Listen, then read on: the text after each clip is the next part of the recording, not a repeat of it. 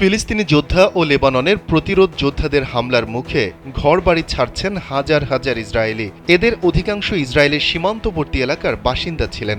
জীবন বাঁচাতে এখন গ্রিসে পালিয়ে যাচ্ছেন এসব বাসিন্দা এবং সেখানে স্থায়ীভাবে বসবাসের বন্দোবস্ত করছেন তারা, যা স্থানীয়দের মধ্যে ক্ষোভ ও উদ্বেগের জন্ম দিয়েছে বলে জানিয়েছে হিব্রু ভাষার সংবাদ মাধ্যম ডি মার্কার।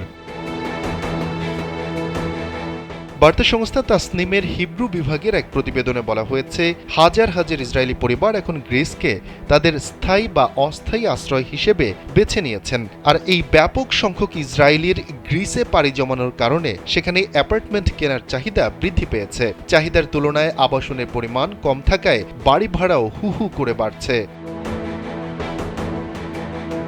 স্যান্ডেলিনা সো, রূপচর্চায় আভিজাত্য। সম্প্রতি গ্রিসের ইভা দ্বীপের এক রিয়েল এস্টেট এজেন্সির মালিকের সাক্ষাৎকার নিয়েছিলেন দৈনিক ডি মার্কার পত্রিকার প্রতিবেদক ডর রোফম্যান। ওই সাক্ষাৎকারে রিয়েল এস্টেট এজেন্সির মালিক বলেন, ইহুদি অভিবাসনের ঢেউ রাজধানী এথেন্সের দিকে। বর্তমানে এথেন্সের উত্তরে শত শত ইসরায়েলি পরিবার পাওয়া যাবে যারা নিজেদের জন্য এরই মধ্যে একটি কিন্ডারগার্টেন এবং একটি ইহুদি স্কুল তৈরি করে ফেলেছে। ওই প্রতিবেদনের আরেকটি অংশে বলা হয়েছে, এখানে আসা ইহুদিদের ইসরায়েলে ফিরে যাওয়ার কোনো ইচ্ছা নেই এবং তারা এখানেই থাকতে এসেছে। এথেন্সে বসবাসকারী এক ইসরায়েলি এবং গ্রিসে ইসরায়েলিদের একটি সামাজিক যোগাযোগ নেটওয়ার্কের ম্যানেজার তানিয়া ক্রোডেক্সি এক সাক্ষাৎকারে বলেছেন, আমি ইসরায়েলে ফিরে যাওয়ার কোনো সম্ভাবনাই দেখতে পাচ্ছি না।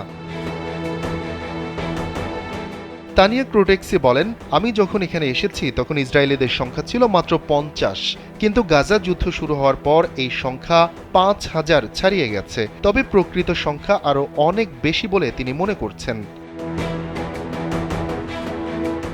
এসব বিষয় নিয়ে ইসরায়েলের সাংবাদিক ডর রোফম্যান বলেন, যখন আমি অ্যাথেন্সের একটি ক্যাফের গ্রিক মালিককে তার ইসরায়েলি বন্ধুদের সম্পর্কে জিজ্ঞাসা করেছিলাম, তিনি তখন আমাকে বলেন, আমি মনে করি এখন সময় এসেছে তোমরা ইসরায়েলিরা আমাদের দেশ ছেড়ে সম্পত্তি কেনার জন্য অন্য কোনো দেশে চলে যাও। তোমাদের জন্য অন্য কোথাও অভিবাসন করাই ভালো, গ্রিসে নয়।